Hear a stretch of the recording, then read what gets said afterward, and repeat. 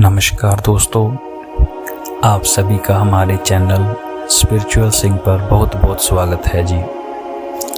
आज का हमारा विषय है इच्छा शक्ति। दोस्तों, अगर आपके अंदर की इच्छा शक्ति प्रबल है, आपका संकल्प दृढ़ है, तो वो वस्तु, वो लक्ष्य जिसकी आपको चाहत है, आपको लेने से कोई नहीं रोक सकता।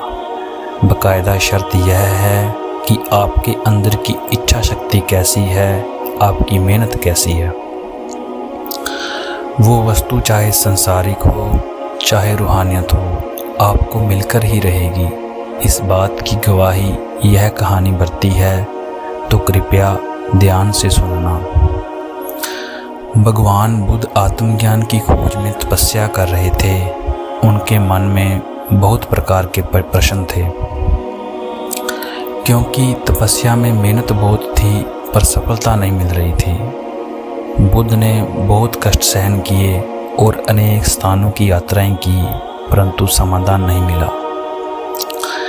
एक दिन मन में निराशा आ गई और सोचा, घर बाहर भी छोड़ा, धन माया मोह संसार की सब वस्तुएं भी त्यागी, पर सफलता नहीं मिली। क्या मैं कभी आत्मज्ञान प्राप्त कर सकूंगा? तपस्या में सफलता की कोई किरण नहीं दिख रही थी। मन में दुविधा का जाल था कि पता नहीं सफल होऊंगा या नहीं। इसी दौरान उन्हें प्यास लगी। वे अपने आसन से उठकर जल पीने के लिए सरोवर के पास गए। वहां उन्होंने एक अद्भुत दृश्य देखा।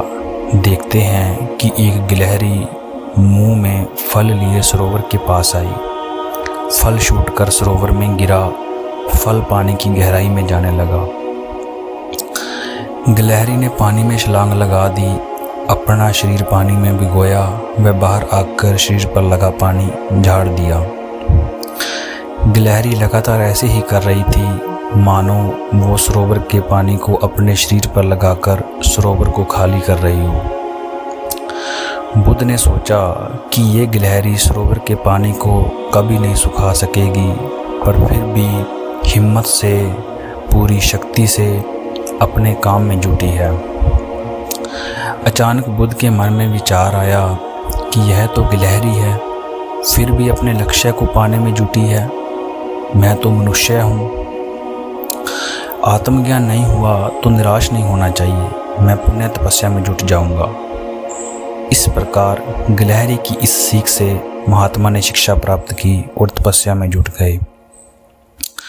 एक दिन आत्मज्ञान प्राप्त हो गया और वे भगवान की उपाधि को प्राप्त हुए। दोस्तों, इस सीख को हम भी अपने साथ बांध लें। देखो, गिलहरी की इच्छा शक्ति प्रबल थी। वो जानवर होकर भी अपनी मेहनत में जुटी रही। गिलहरी को देखकर महात्मा जी की इच्छा शक्ति प्रबल हुई। उन्होंने मेहनत की और वो भगवान की उपाधि को प्राप्त हुए। तो हम क्यों दिल छोटा करें? क्योंकि God helps those who helps themselves।